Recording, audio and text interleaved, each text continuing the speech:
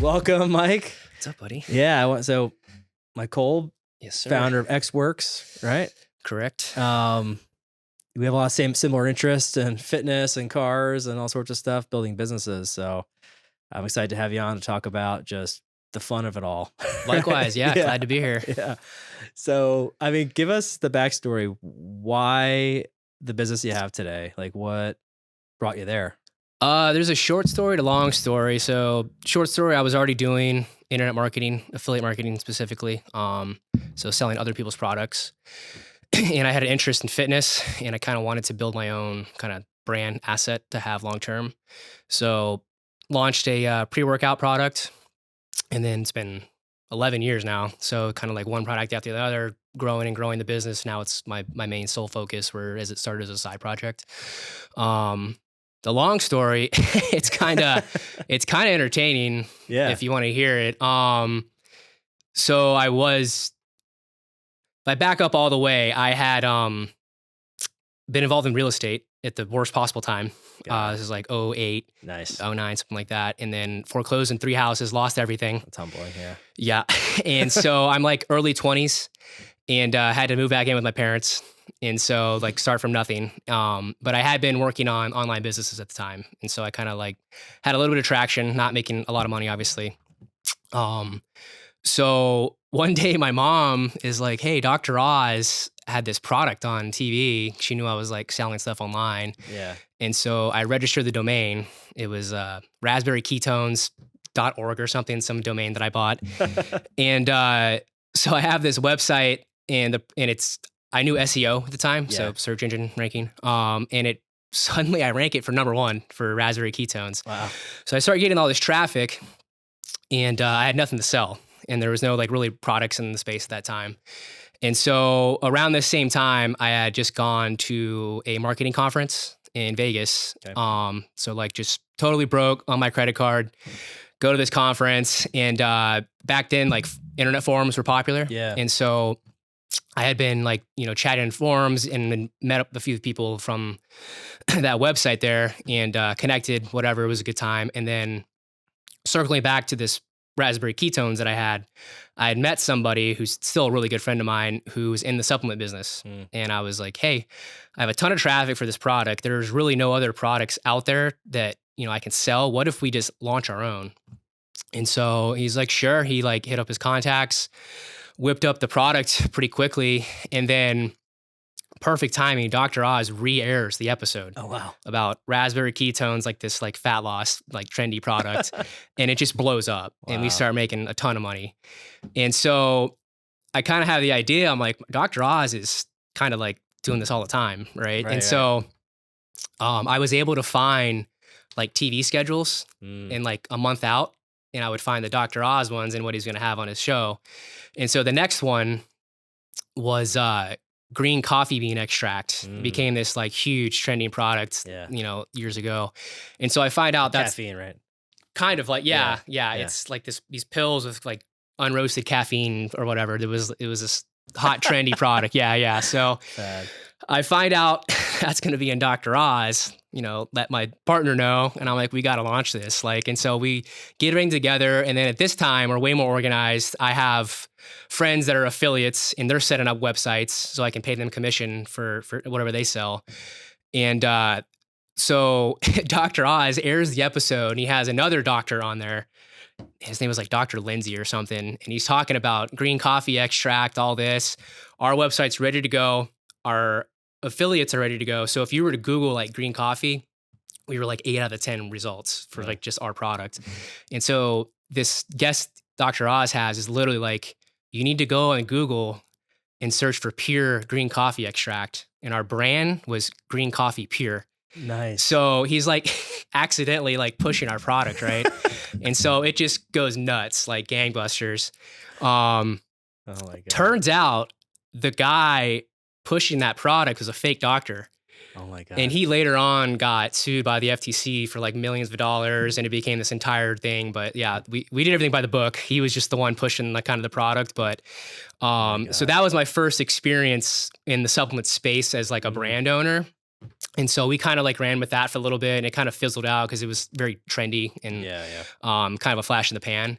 So that's kind of like how I got into owning a supplement brand. I like took that skill set and kind of like made it with my own kind of like products and stuff like that. Because you're all e-commerce, you're not brick and mortar, right, at all? No brick and mortar, no retail. Kind of by design. I don't really have anyone reaching out as much for like wholesale retail, but that's kind of a whole different business model. But yeah, I'm all website and Amazon. Those are the two main channels. That's cool. So tell me a bit about the brand as it stands today. Like, what's your sort of core niche now with e-commerce and what you're doing? You know, your product focus, I guess. Yeah. Product wise, like the main seller is protein powder. So, and then, you know, pre-workout, creatine, kind of all those type of products. But yeah, like core consumer would be more of like the functional fitness, kind of CrossFit, athlete, kind of goal oriented, like type of demo. Not so much like the bodybuilder type, but I mean, I have those customers too. But sure. So you're going B2C primarily, direct to consumer, or are you going through? Yep. Okay. Yeah, all B2C or D2C, direct to consumer. Yeah, D2C. I have a few wholesale clients, not very many, but I don't even honestly like push that channel. That's cool. What's been your primary challenge as you've built? Obviously, at the beginning, it was like figuring out what product would be sustainable. Yeah, right? yeah. As you've gotten past that into now the core of your business, what's been your biggest sort of hurdle or opportunity? I think when you're in a space like mine that's like super competitive, it's always acquiring customers. It's like your competitive advantage won't necessarily be your products, because the consumer is not going to know that much of a difference between like whey proteins or pre-workouts. So the way you acquire a customer is definitely going to be like your advantage. So yeah, anyone going into like e-commerce space, you definitely have to like know how you're going to acquire the customer, like even before you really have your product figured out. Yeah. There's a lot of options out there. Yeah. Right? Yeah. And it's always changing. 1 month could be good on, 1 month could be good at Facebook, another one, Google. Like it's the channels are always changing, getting more expensive, getting cheaper, getting more popular. Like, so, even like now, direct mail is doing really well for me. So like old school type of channel, you know? Yeah. So for re-engaging like customers, it crushes. It's like 20-to-1 return. Wow. Yeah. That's crazy. It's funny because I've always been a little bit of a fan of that, but I was like, okay, it sort of like, you know, cycle downwards. Maybe it's come back up just because of that mass inundation online, or for sure. Yeah. And it just depends on the cost too, like what it costs to get eyeballs. Sure. I mean, if it's not really that effective a channel, but it's almost free, it doesn't really matter, you know? So it just depends. That's a good point. Wow. How do you see the supplement industry changing or shifting, you know, over the next few years, or has it changed since you've been in it? It's constantly the hot next new thing, you know, like now's probably like longevity is getting way hotter, you know, with like Brian Johnson, the blueprint type stuff. I could see that becoming, you know, more mainstream now. It's hard like chasing the trends. I mean, you can do it if you have like the right systems in place.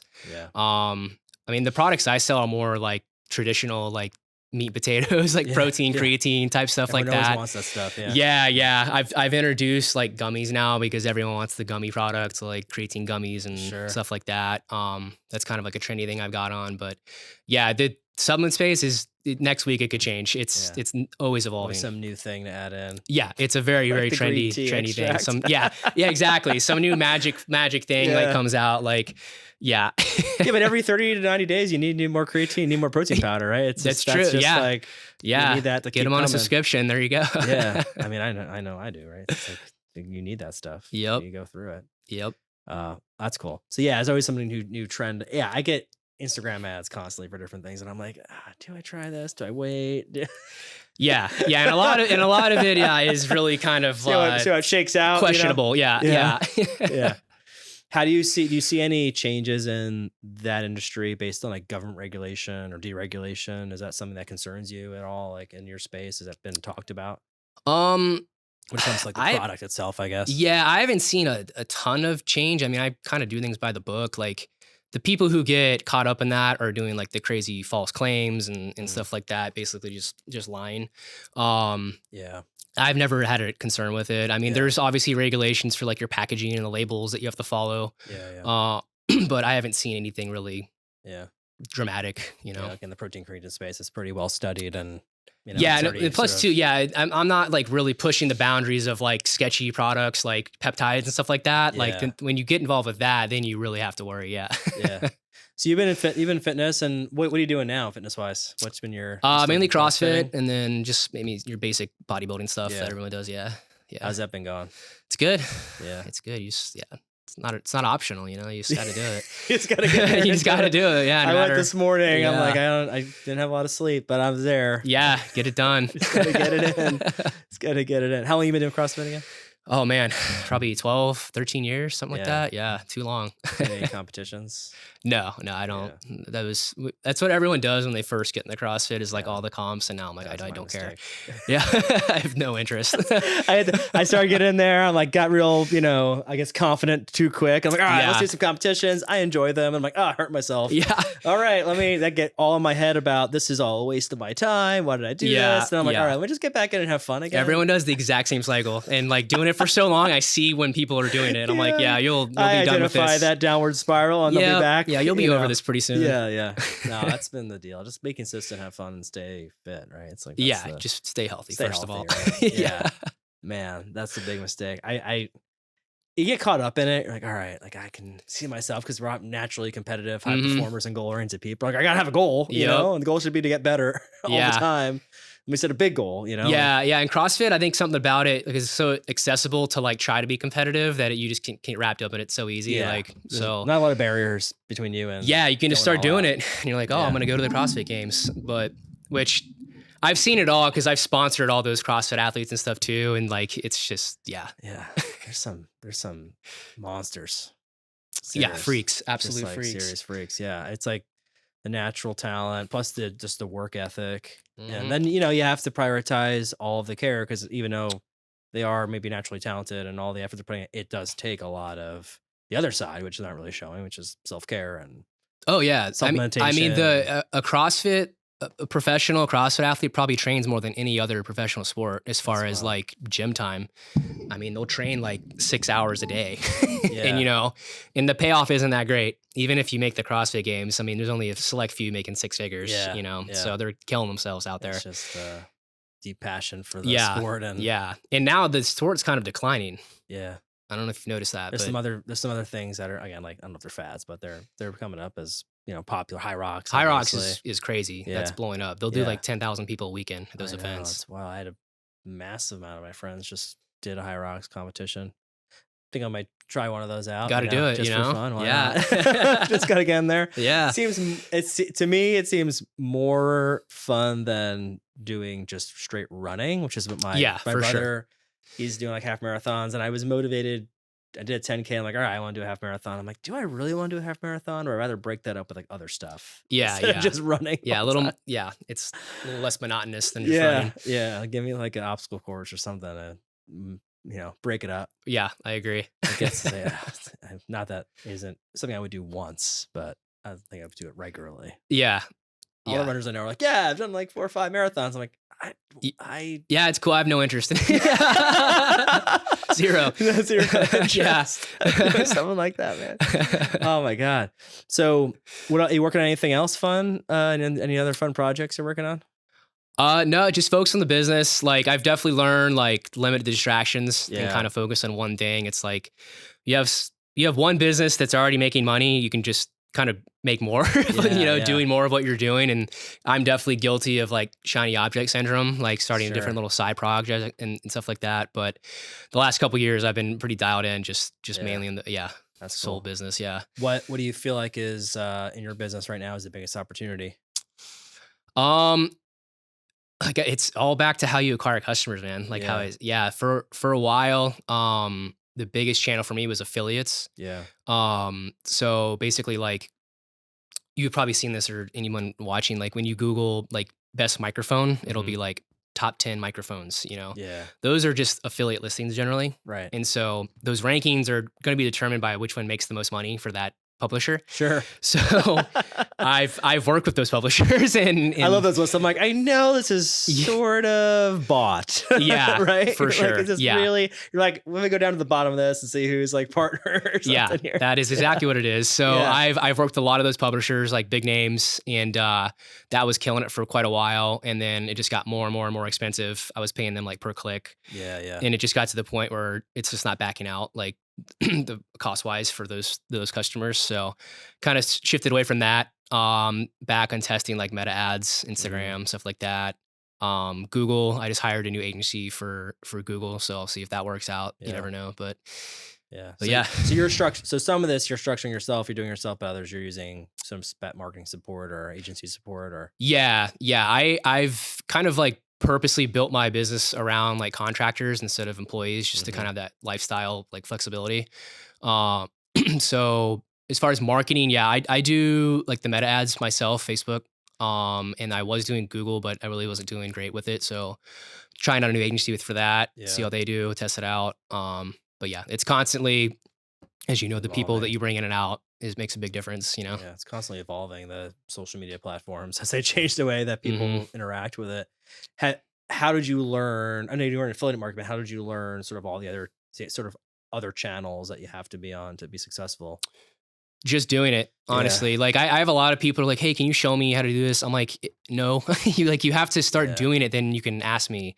And I mean, that's how I've had success with it is, I mean, you can watch, YouTube videos on how to do stuff. Like once you can initially set up like just a general ad campaign on whatever platform you're at, then you can kind of like get more like detail oriented and talk to people and do things like that. But like with Facebook ads, I remember the day Facebook came out with mobile ads and started running ads as an affiliate, and I was paying like 2 cents a click. Wow. And it would just, everything converted because there was no competition. Sure. So that's another thing, is just like being early to these like new channels that come out. Like I totally miss TikTok. Right.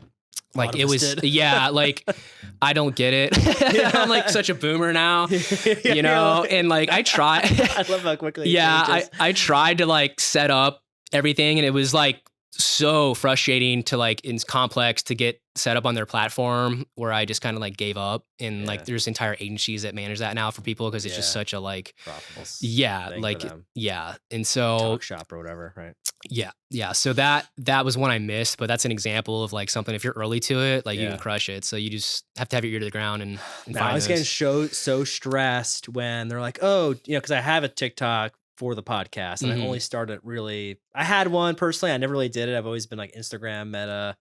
I'm not really a big Facebook fan, but Instagram's been my thing as sort of a 37-year-old. It's like, that's I'm like, hey, everyone on Facebook's old. Everyone on TikTok is young. Like, this is my people. That's right. On Instagram, right? Bread and butter. But then I'm like, all right, I'll set up a TikTok. I didn't really use it personally, but I'm like, I'll use it for the podcast. And they're like, we're shutting down, TikTok or whatever. Oh yeah, I forgot about that. And then it's like, all right, here's all these other apps you can get on, like Red something and Lemonade. And I'm like, shit, like, should I get on here? Like, is this going to be the next TikTok? Like, if I don't get on there, am I going to miss out? If I do get on there, it's going to waste my time. You're just like, it's like investing in something. Like, I don't know, like, is this company going to be the next Amazon, or is it going to be the next like zero? Yeah. app? And my time is a worth really nothing. Big one is App Lovin'. I don't know if you've heard of that. I don't even know what it is. It's like, but I've seen some e-com brands like go on there, and I believe it's it's like ads within like apps or something. But that's been a really big channel for some brands. Like inside like apps, people are playing where there's like a commercial, like an ad in the app. I believe that's how it works. I tried to get on there, but their minimum spend was huge. So they're only taking on like giant brands. Wow. But I know some of them are spending a lot and making it work. So stuff like that. You just gotta find those channels. I know like half the games my daughter is playing like, on my wife's phone when she's playing these like random whatever, just like every 30 seconds it's like bloop, there's an ad for something, and after 30 seconds you can skip it, but like you have to click it X again and again and again. It's like, all right, now you're out of that ad and you're into the game. I'm like, they're seeing it just over and over and over again, so it's gonna be inbuilt eventually. So some of those ads have to be working to some extent, if people are running those ads. So stuff like that. But also just doing the basics, a lot of people just don't do the basics too. Right. Just email your customers, stuff like that. About it, right? It takes a few touches. I mean, I don't know, this is proprietary, but like, have you found some level of like commonality and conversions as far as like how many like touches it takes over? I know there's like the statistics for marketing of like 8 touches, 83% or something like that, Yeah, right? But like, it's usually quite a bit. I don't remember the exact number, but it also depends on the traffic source too. mm, Like if it's really cold traffic, say like from a Facebook ad where they're just yeah, seeing this ad, it's gonna take. I've seen people take like 30 days to convert and multiple trips mm, to the site. Whereas if it's like an affiliate referral from like an authority site from like a fitness blog or something, yeah, they typically will convert faster. yeah, a lot of trust. Yeah, so it just depends on the channel really. Yeah, the influencer blogs like, yeah, like, Yeah. oh, they said it's good, Well, so the thing with influencers, they don't really work anymore. really, That's another topic. Yeah, yeah, yeah. tell me about that.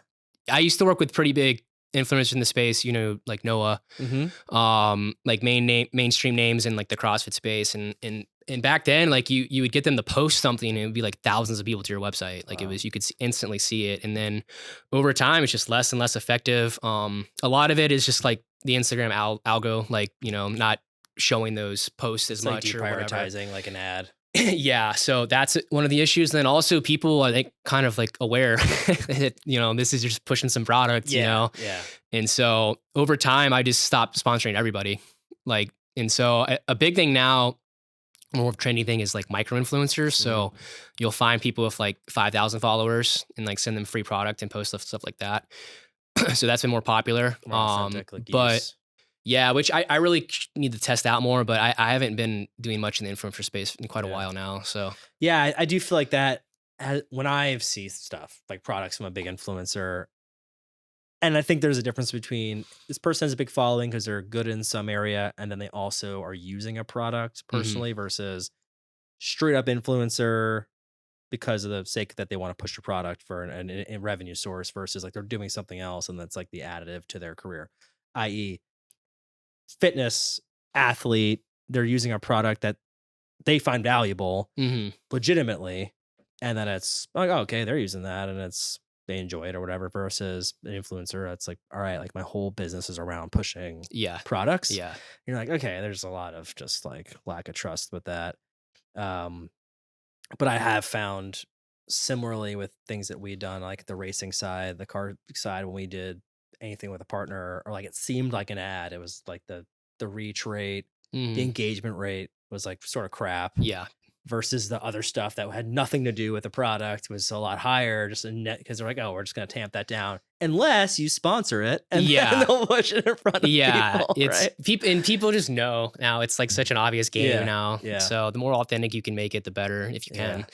So yeah. I think I said it earlier about the guy who did like his morning routine with the face bath and then like Saratoga yeah. Water got all this hits and it was like, Man, then was it he has like meant to be? millions of followers more from that. Yeah. Yeah, it's Like and then like all these crazy. brands were like cloning it, like making fun of it, and like he just went viral. Yeah. It's so funny. That's why you never know what's gonna hit, I guess. Literally, yeah. That's crazy. Just Not gotta a keep clue. making content. That's the number one thing. That my brain severely lacks is like the amount of content to push out. Like I've been terrible about that for Yeah. sure. That I was listening to Hormozy podcast and he was talking about funny enough, a Cardone thing. And he was like, I asked, Grant, like, what should I do? He's like, just 10x your content. And he's like, what do you mean? He's like, just 10x it, like post more stuff. He's like, wait, just post everything, just post more. And he's like, Yeah. since I started posting more, all of a sudden it started working because like some things work, some things don't. But like the more you get, the more eventually eyes you're gonna get. For sure. Yeah. It's also like you post 10 things and they all get 2,000 views. Well, that's 2,000 views times 10 versus 2,000 views times 1 or 3. And if you're doing 10 times more than your competitor, yeah, I mean, you're right, that far ahead of the yeah, game. even Yeah. if it's it's more than you think, which is I have to remind myself about that too. Is I'm like, I'm not getting a ton of reach on these things, but Yeah. people are seeing it. Yeah.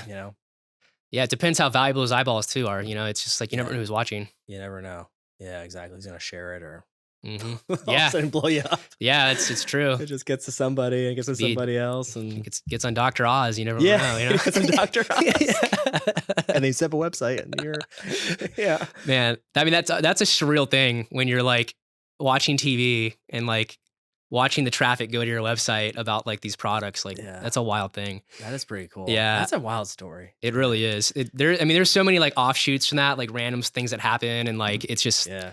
Like that whole space got so blown up just from that. And Dr. Oz had to like testify and like, he would have like special episodes. Like, I don't support any supplements, blah, blah, blah. Meanwhile, he's had 100 people on there pushing some whatever BS. Like it became this whole thing. And like, I'm like laughing in the background. I was like, at that time I was at my parents' house, like, you just depressed, just had lost everything. And like, I'm like watching Dr. Oz while I'm selling the product that he's talking about. It was so surreal. Like, oh my God. That's awesome. How do you feel like artificial intelligence will change e-commerce? I mean, do you feel like there's going to be a significant change, or is it especially with like ads? Even now, I've messed with it a little bit. It's not quite, in my opinion, good enough for me to do, but brands are doing it. Like, just there's the amount of ads you can put out. Like your AI can obviously create like 100 static ads at one time. The video ads are getting interesting because I use one startup where I would have an influencer create the video, and then AI would go through and have that influencer say different things. Oh, wow. And so you would see, like, if you were the influencer, you'd have your initial video, and I could create 10 more with you saying like whatever I want. Yeah. And so they would have that influencer like sign off on it. Like, yeah, it's okay. You can change it. Or, and then to test that out, and it worked okay. But like once they get better and better, you won't even have to have real people.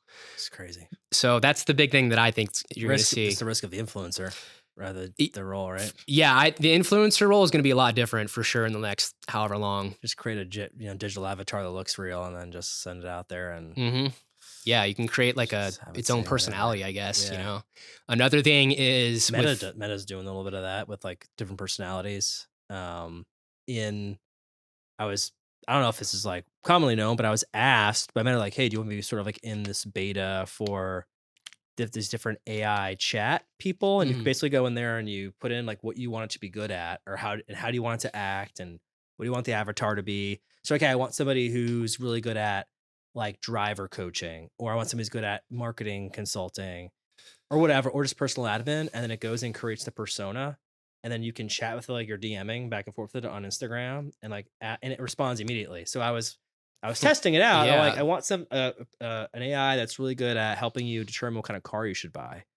And he was like, hey, what's up, man? Like, what are you looking for? And I was like, I'm really looking for a new sedan. It has to be practical, but I love racing. And it was like, well, here's some of the cars that would be a good fit. Like, tell me more about like what you would want out of the car. And I started giving it more, and it just started giving me all this like really good feedback. And I'm like, oh shit, like this is better than going to the dealership and talking to the car salesman, or on like searching Google. It's just in an interactive conversation, like a coach almost. Yeah, getting it has to like your answer. It has like all the info about every car ever made. Yeah, you know, and it's like replying instantaneously, not waiting like an hour. Sort of scares me for like the work I do and financial consulting. I'm like, oh shit, like can there be an AI to do this? But it was very helpful. So it's like that's sort of where we're going. So I was like, oh, I need a supplement. Like, what do I? Yeah, I haven't seen that. That was through Meta. Yeah, through Instagram. There's like set up your AI avatar. Oh, okay. I can try to send it to you later. Yeah. Find where it is. Interesting.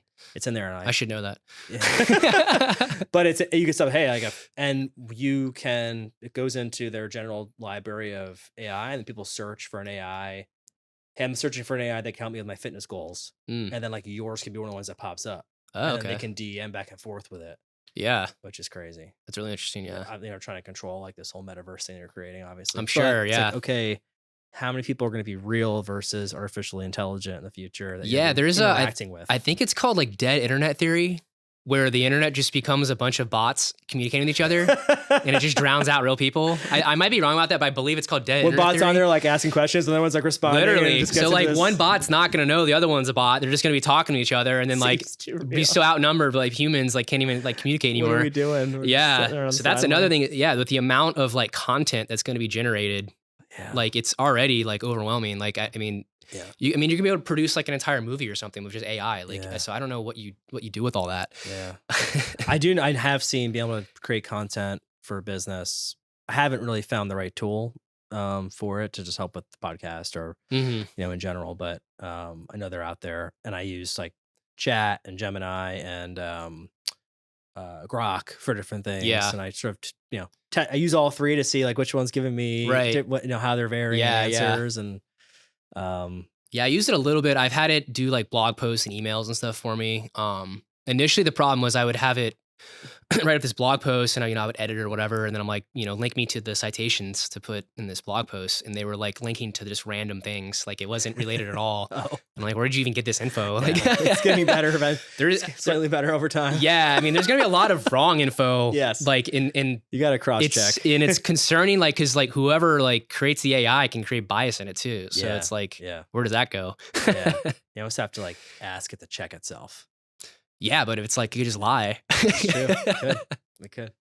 That's why I asked multiple. I'm like, just each of you Yeah, give me like, some. I hey- asked the question. I'm like, let's see what the feedback is on each one of them, and then see how they are the same but different, which is kind of cool. Or I'll like take Yeah. one and I'll like put in the other one and see what the response is. Yeah. Like criticize this one. Yeah. Have them like, yeah. see, then you're starting the dead internet theory. You're having them fight already. And then I have people sat one. And the other Yeah. one. I'm like, all right, what's your response? Yeah. They're already fighting. Like, this is like, You get one phone. If you take like one phone and have it in the talking mode and the other phone in talking mode, and just put them. yeah, just AI arguing. You just started like a global conflict because of that. ChatGPT. Skynet. That's how we get Skynet. Yeah. I did see a really funny meme, and it was all the Terminators coming in to like, kill everybody. Mhm. And then there was this one guy, he's like being held. He's like, not that guy. He always said please and thank you. Yeah, I did see that. Yeah. I remember when it first came out, I would do that. I'd be like, thank you. Like, I'm like, why am I doing that? I still gotta do it just in case. Yeah, just in case, man. Just Keep in it happy, case. Yeah, just gotta be nice. Man. Yeah, I do see that as an AI big opportunity with just even managing just the mundane sort of like time consuming tasks that aren't necessarily. Yeah, I think that'll be for sure the main thing.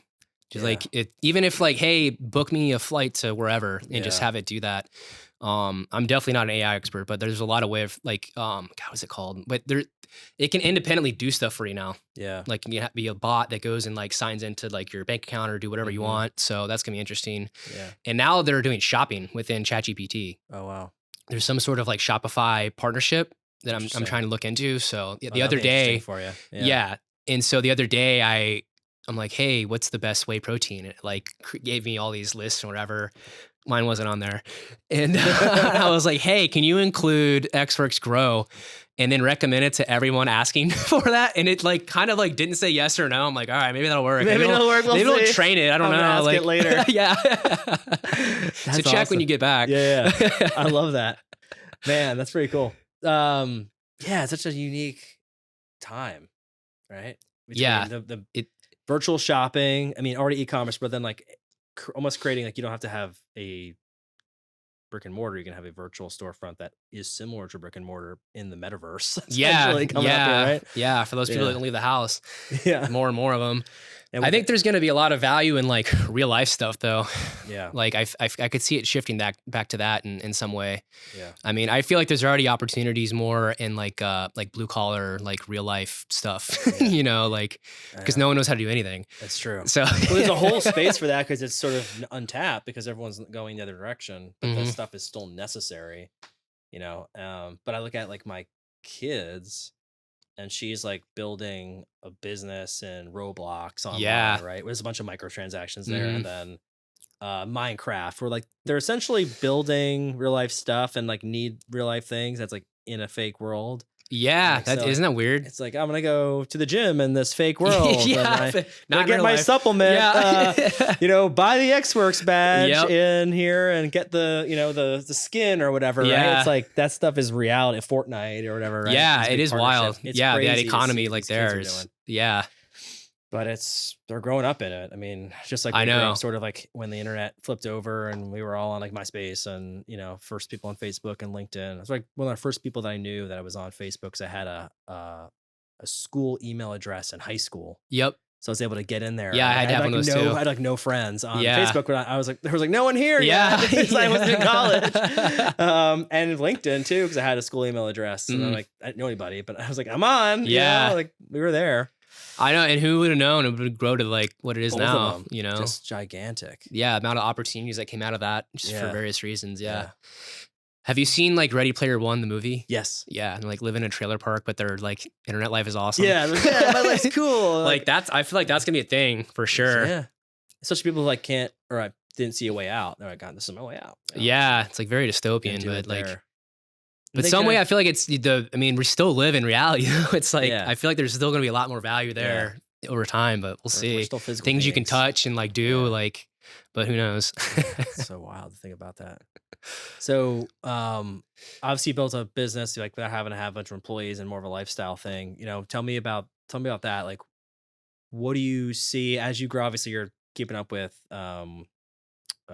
the trends and the Mhm. space, but you have a pretty rigid sort of product. Um, what do you feel like over the next 5, 10 years you got to focus on? Is there an end goal or something that you have with the business or? Yeah, I think selling, Yeah. like exit will probably be the end goal. Yeah. With the e-commerce brand and any business with inventory, there's so much capital tied up. To get your big payday, you really kind of have to sell. Which I guess that's a case for most businesses, but yeah, I think that'll probably be the end goal is kind of like get it to where it's like it's just more viable business Yeah. and then Yeah, sell. yeah. So, um, yeah, there's been like really boom and bust cycles with buying Shopify and Amazon businesses. Like during COVID, there was a lot of aggregators, which would just raise a bunch of money and then buy like 20, 30, 50 Wow. businesses and pool them together. A lot of those went under. They all BK'd. Like they were just buying everything for crazy valuations. So Wow. I'm upset I missed that. I'm to exit. Yeah. Just stick a bunch of money. And then Yeah, you're like, interest "All right, rates were free and they're just buying see ya." everything. Yeah, Yeah. yeah. So yeah, I think over the eventual goal will be to exit and then get into someone else, you know. Yeah, that's cool. So Yeah, you're really intentional on the business. So yeah. Yeah, grow it and then sell, man. yeah. Do something in real life, I guess. So it sounds like you were able to balance life and health and the business. I mean, how have you found that? Is that challenging at all? You wrapped up in one versus the other, or like? Starting out, like, I mean, I just worked all the time. I didn't really Yeah. work out or anything. Like, and I don't have a family or kids, so it's obviously a lot different. But starting out, it was just work all the time. I remember I had a real job. I was like selling cell phones, like my early 20s, and then I started Real a job, I home. love that. Yeah, real job. I say that and forget that people have real jobs. Yeah, I remember I was selling cell phones at my real job, and then I started a home inspection business. I was doing that like before and after work on my lunch break, the weekends, like Nice. doing these little inspections for insurance companies. And then I started to learn like online marketing type stuff. So like I just worked all the time, and like I just like was so consumed with business and like learning and making money, like it just consumed my life. Yeah. And so over the years that really paid off. And then I got to the point where I'm like, every night I don't have to like go online and try to find something to do. I can just watch TV. So like, or do whatever, like, so the last, 5, 6, whatever years it's been, I've been pretty good about like, just like, this is time to work. This is time to like enjoy life or whatever. And started traveling way more, stuff like that. But, I mean, it's easier for me. I don't have like, kids at home and stuff like that. So it's all kind of like whatever you want to make it, Yeah. Yeah, but I mean, still, right? You have a lot of responsibilities in building a company, and you have goals. But on the side of like health, obviously you're in health and wellness space, but obviously you gotta make time for yourself, and we're not working. Like, put some time in the gym. And would you find that was a challenge at first to get back to working out again and prioritizing your health, or was it felt Yeah, pretty I mean, like organic? early on, I didn't really do a lot of working out and stuff. I just was online, like grind, like honestly, dude, like all night, like grinding, like trying to figure stuff out. Especially when I'm living home with my parents back when I lost everything, Get I'm back just out of the like, house. man, like just wake up and go online and like try to make money, like, and then over time, I got into CrossFit, which is good with like group fitness. If you just show up, you're gonna work out. You're gonna do something. It's already done for you. And so getting that routine, like hour a day, like, I found that pretty doable. Yeah. So, which I think most people could do. Yeah. But now it's just kind of routine. When do you go to the gym typically? I do like the 5:30 class, so later in the afternoon. Nice. I'm on the other side of the you other side of like the day. early people are nuts. Yeah. I wish I didn't have to do it, or I wish I didn't do it. Dude, I respect it. If like that's the only time you can go and you go, like that's respect for sure. Like, I feel like I could go other times. I just, to your point, like in the middle of the day, I'm like, it's gonna break up too much. Like I gotta remain focused to some degree, and between like going there, getting there, showering, getting back, I'm like, all right, I've wasted too much time in my mind. So it's like, all right, just gonna wake up early and go for it. Yeah, no, I get it. Yeah. But then after listening to Brian Johnson on his, living forever thing. Yeah. And I was, what was it? The All In podcast. I forget which one of the hosts was on there, said like they went to his house and they were talking with him and he was telling them all these different things to do. And they're like, hey, listen, I don't have time for all this. Like, what are the top 3? And he's like, number 1 is just sleep. Yeah. And now I'm like, oh, crap. Like, I'm killing myself. I gotta get to sleep early, which is tough with the kids. Oh yeah, I can imagine. Got to go, and then I'm also just up late doing whatever. But because I'm not naturally a go to bed early person, I'm naturally like, hey, I do want to watch this, Netflix series or whatever. If there's not the kids going to bed problem, yeah. And so I'm never really getting a ton of sleep, but I have been doing. I think mouth tape has helped me sleep better. Actually. I've seen that. Yeah, I've heard good things. Yeah, I was probably the hype on Instagram marketing or something. I kept seeing it, and I was already doing the nose deal because I'm like I need to breathe, and I got sick, and I'm like, oh, I breathe really great. Yeah. And I'm like, mouth tape's the obvious next logical step. Let me see if it actually works. And then I'm like, wow, I actually am. You sleeping. just sleep with like stuff all over you. Yeah, like a psychopath. Yeah. Like, how far can I go? I don't know. Hannibal Lecter. You're like, what are things I put on my face? You hanging upside down at night. My wife's like, what the hell? What the hell's wrong with you? But now I'm like evangelizing mouth tape. Like maybe I want to start a mouth tape e-commerce business. I mean, yeah, you got to sell a lot of strips of mouth tape to make money though. That's I the could problem. imagine. Yeah, that's one thing is like people get an e-commerce and like, oh, I'm gonna sell this widget for $20. I got a great margin. I'm like, your margin's still only $10. Yeah, you know how many you have to sell to make any money? Like a zillion. Yeah, real numbers, a zillion. Yeah, that's literally. I did the math. That's one thing. Like if you're like smaller, I'm a smaller brand. Obviously, I'm not like a Cellucor or something. It's like, I'm not going to make up the volume that they do. Like, so I have to have like a premium position, like in the market. So like, it's another thing, like smaller brands need to look at, like always go premium. Like you're never going to be the volume guy. Yeah. Maybe long-term, but unless you get massive investors and really blow it up. Which is like a whole different model, Yeah. It's just going different. Yeah. The premium for sure is the way to go. Yeah. Wow. Yeah. That makes sense. And that's sort of like my business. I put myself as like a premium person, especially in your space. You don't want to be the cheap one. No. I don't want the cheap like investment guy. Yeah, I don't want to like. It's like internally I do battle because I'm like I want to help a lot of people, but at the same time like time is money, and like there's like a really significant ROI differential between one client versus the other. It's like the investment is on our end from a time standpoint, and like intellect and technology is pretty much this, and the outreach is close to the same. Close. Yeah. It's a little bit easier on the lower end. It's a bit hard on the, but like in the core in the middle, like it's all about the same. I'm like, but the ROI is for sure. Yeah. Drastic. It's exponentially different. Yeah. However, whatever the largest like leverage opportunity you can do is what you got to focus on. Like just a lot of people lack the leverage. Like, it's like, man, I work so hard. I do this. I'm like, well, a lot of people work hard, but like, if you're just doing the same thing for $10, you know, when you could do it for $100 or hire people to do this, or like use AI to expand it. So like however you can leverage up, like you have to do for sure. Be really efficient and targeted in like a middle to high market, or just have a ton of money to just like blast marketing out on the low end, just hyper economy. Yeah. Or if your business is the type that can put out a bunch of content, like that free content could be the lower end at helping people. Right. And maybe on later in 10 years, they have the money where they could be a client. So like, that's a really good lead funnel. Like how long, you probably have like a long lead funnel, I would imagine, for someone to give you a significant amount of money, right? I mean, it takes time. Yeah. Yeah. I mean, it depends, right? It really just depends, but it could be a long time. Yeah. And some of the best clients we have, it's going to take a while to just figure out the right timing and when things are going to happen. There's a lot of moving parts. People are busy, right? And what we do is the 11th item on a 10 item list in most cases. So unless it's all of a sudden it becomes a hyper priority, like there's a million other things. That's why they're successful. There's a lot of things going on in their life. Whereas somebody in the bottom end of that, there's something important in their life going on. It's not maybe high revenue, but it's important, and it is important to them, but it's not like a massive endeavor. Right. So that might be pretty quick. And there's all those people out there that need something, but then you're also competing in that space with all like the massive companies that are on there with like, spending hundreds of thousands of dollars a week or a day even on, click throughs and whatnot. And you're just never going to get the same brand power as those companies. Yeah. And with billions of dollars. Yeah. You don't want to compete with them. It's just like, it's not, there's no point.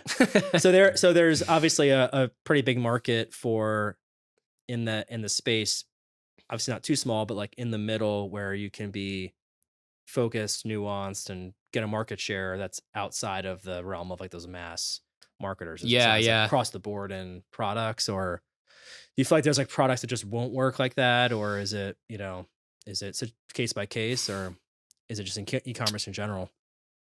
I mean, product wise, yeah. I mean, the product matters, obviously. And there's some that are just like we've been talking about, the flash in the pan that won't really have Yeah. any staying power. But for like every business has attrition. So like I would imagine you have a lot lower attrition rate than a supplement business. So like I'm constantly having to get those new customers, Yeah. in the churn of it, and kind of like extracting those dollars until I know they're probably going to, if they die, when they're 80 years old, obviously that's a great customer. They've been around for 50 years, Yeah, but that doesn't really happen. So it's usually they'll buy a few times and then on the next shiny bag of protein or whatever. Yeah, It's all acquiring a customer, so however like crafty little thing you can come up with to acquire a customer. I mean, you just have to do it. Like that's one advantage of being small, and is you can be more nimble and do these little things, and like there's a lot of money to be made in the gray area of places, like little hacks you can do. I remember one time I had a friend come up with this bot for Amazon, and would literally just go on Amazon and add your product to cart like 1,000 times. And that would signal Amazon to rank you higher. So for quite a while, it was ranking like everything. Like you just little bot was click that. Wow. And so like these little hacks, like it's like Yeah. you're not doing anything illegal, but it's obviously like in that gray area where you're probably pissing Amazon off. Yeah. So it's And like we'll fix that. And Yeah, we'll fix that. yeah. And now what's the next thing we can do? Exactly. Yeah. That's kind of always how it works. These little hacks. Like another really big trend, which is still kind of doable, is buying articles on media sites. So like most news websites you go to, you can buy a sponsored post on. Right. So like ABC, whatever news. And if you buy an article placement on that, it's probably going to get traction. Like it's an advertorial type thing. yeah. And like, so for a long time, you could buy these placements and be like, those top 10 articles we're talking about, just buy it yourself and put yourself at the top. Yeah. And so like that worked like crazy. Like that would rank in Google, it would rank in like Google News. It would be shared because it's on a news site. Yeah. So things like that, like you can kind of like figure out and kind of like hack the system. Like I feel like that would probably work really well for a local business too. Like I'm sure you have like more local businesses like watching this podcast, or like I bet that would crush. Like if you're a local painter or something, you like ran an article like that, spend like $1,000 on it. Like, so things like that, like that are like kind of like not highlighting your skill sets in the mainstream. Yeah. Like kind of like little hacks you can do. Gets a lot of just optics in general, and then helps you rank a little higher. Yep. Yeah. That's interesting. Do you find people are doing for like are they doing a lot of Google searches to find these products now, or is it's popping up because of paid marketing first? Like, is that the primary? It's kind of both. So Google is like, when someone searches on Google, they have usually a high intent. They're like, I'm looking for the best protein or pre-workout. And so they're more so ready to buy than someone just seeing an ad on Facebook. Right. Although Facebook can target you in someone that's looking for a protein or whatever. So, you've been talking about it or something. Yeah. I would say Facebook can really drive a lot of Google traffic, especially brand searches. So if they see your ad, 10 times, they start searching for your brand, they'll look for reviews, they'll see your ads, stuff like that. So it's really both. So like, and it also drives to Amazon a lot too. If you'll notice a correlation, which you can't actually directly track. If you run a ton of ads or run a ton of affiliates sending, clicks to your website, a lot of those people end up buying on Amazon. Wow. And you can't like directly track those clicks. It doesn't work like that. But if you see a huge rise in Amazon after you just did a huge paid campaign, it's like, obviously that's working, so stuff like that. Like that would be called, your marketing efficiency ratio. Like a lot of people track that now because it's getting harder and harder to directly track every single thing you're doing. So if you're spending money here on like paid marketing on mailers, like we were talking about, everything else, and that's 10% of your budget, and you see a 50% increase in sales, obviously something's working. So like that's one way people are tracking now, because it's just so hard to like directly track everything now. Like how you're directly tracking like the mailer at home mailers to. Yeah. I mean, you can put like a coupon code on that and try to track that, but like still if they see it and they don't use the coupon code or something, it's like, scan the QR for 5% or something, right? Yeah. Stuff like that. So there's a lot of different ways to like be competitive now, and because it's hard. Because like I don't know if you're familiar with like the iOS 14, I think update it was with Apple, where they like blocked a lot of the info they share. Oh yeah. It's like a privacy issue. So if Meta had to like redo all their ads. Like before, they had all your info. They knew exactly what you're doing on what website, at what time, what you're looking for. Yeah. And so I understand the privacy issue, but it also made you get better ads because they know what you want. You know what you want. Yeah. Like, it's almost helping you to some degree. Yeah. Right? It's kind of a double-edged sword, but like it made it like it literally just stopped. Like Facebook just stopped working. Like you could serve ads, but like no one's buying because it doesn't know how to. It doesn't really know where. It doesn't know. Yeah. So over time, they've figured out whatever crazy shit they're doing at Meta to like track you down, and like it's gotten better. Probably back to just like what you're on your Explore pages. You're clicking on and viewing. And kind of like I've heard that like engineers at Meta don't even really know how it works anymore because it's become this such monstrosity, and like one person's working on this, the other, and they're just combining it, and so no one really knows exactly what's going on. It's a monster. Yeah, but they have. I've heard they have like 1 million touch points on people, like individuals that they're tracking. Well, they have to, right? I mean, plus between what, Facebook, Instagram, WhatsApp, right? There's a lot of stuff there. Yeah. You know, like WhatsApp. Billions of people. I know that they don't actually know what the messages are because it is, I was listening to a Zuckerberg podcast about with Rogan. They were talking about how it's encrypted, which means that like WhatsApp doesn't know what you're saying to each other. Yeah. Right? Like you do if you allegedly. Allegedly. So they say. Like if they got your phone, they could see the messages, but like they shouldn't be able to see the messages. I don't know. So I don't know if like they really know if that's a marketing tool. But with Instagram, for the longest time, I would just sort of talk around my cell phone. Like certain things. Like, oh, like, you know, new cars or, you know, graduations, and all of a sudden I'd be seeing on my feed. Yeah. I'm like, it seems too high probability that I'm saying these things and all of a sudden they're on my feed. Yeah. And I wanted to see them, which is fine, but you know, they knew somehow that I cared about those things. Yeah. Yeah. They're crafty, all the stuff they're doing. But that's been nipped in the butt quite a bit. Like it's really hard to track like your sales coming directly from Meta. A large part, they just attribute every sale you get to like Meta essentially now. And so it's hard to track who clicked your ad and like went and bought from that. Yeah. Like that's very hard to kind of like know these days. There's all these third party tools to try to do it. And it's like nothing really works that well. So it's kind of an educated guess. I know when I buy things, 90% of the time online is usually like, how'd you hear about us? And like click a little toggle in the checkout window. I always do it because I want them to know like, where I got it from. I feel like, I'm like, I got you off Facebook or I got you on Instagram, which is usually where they freaking get me. Yes. Or like, I don't know, podcasts. Actually, I had bought stuff off podcasts. Huberman, I think, has gotten Oh, Huberman will get you. I'm like, I like this guy. He's trustworthy, you know? He's very trustworthy. He knows his shit. And then he threatened to sue me. That's another fun story. Oh no! Well, next thing I know, here's a freaking purchase from I guess it's been long enough I can share the story. I took one of his videos one time. I have this like natural testosterone booster product, and he talked about one of the ingredients on his podcast one time. So I cut that clip and threw it on Facebook ads. And I'm like, I probably shouldn't do that, but it ran for months and I never heard from him to take it down. I'm like, I guess he doesn't care. And then one day his like manager or something is like, hey, you need to take this down or I'm going to sue you. I'm like, all right, sorry. I'm like, do you want to work together? Let me know. I'm like, never heard back. So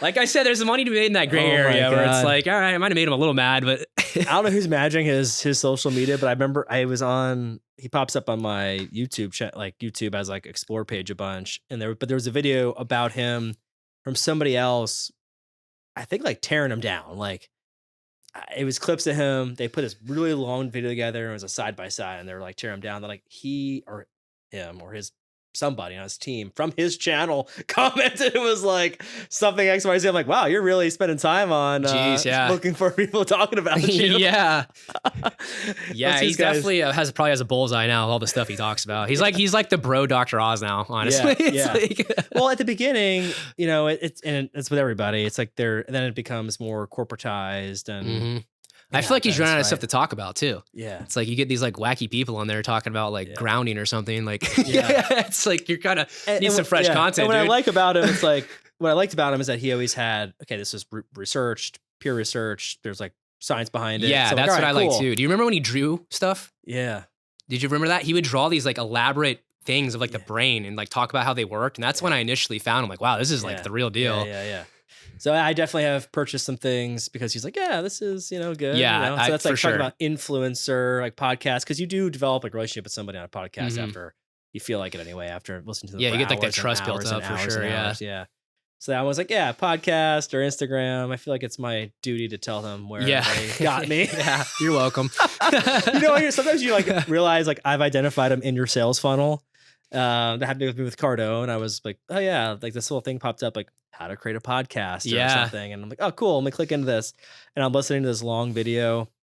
I had to put my information in to get it, and the end of it, like, you know, you can buy our, you know, toolkit for a podcast, which I did, which was helpful because I did this, and the next thing I do, I get a phone call, and they're like, do you want, you know, some mentoring and help, and you know, for this much, and I'm like, all right, sounds good. Yeah. And then I purchased more stuff, and then like they get you to those events, like, okay, and we have more things to sell you. And I'm like, shit, like I know, like I knew I was in the funnel at the beginning, but now I know I'm really in their funnel. Like, didn't even matter. Keep upcharging like, me. I'm aware of it, but it doesn't matter anymore. I just, I found value in it. Right? Yeah. But going back to being able to find things and be targeted for the right reasons, like I'd rather have that, and I'm actively looking for something like get in front of me. Yeah, you're getting value out of it. Exists, you know.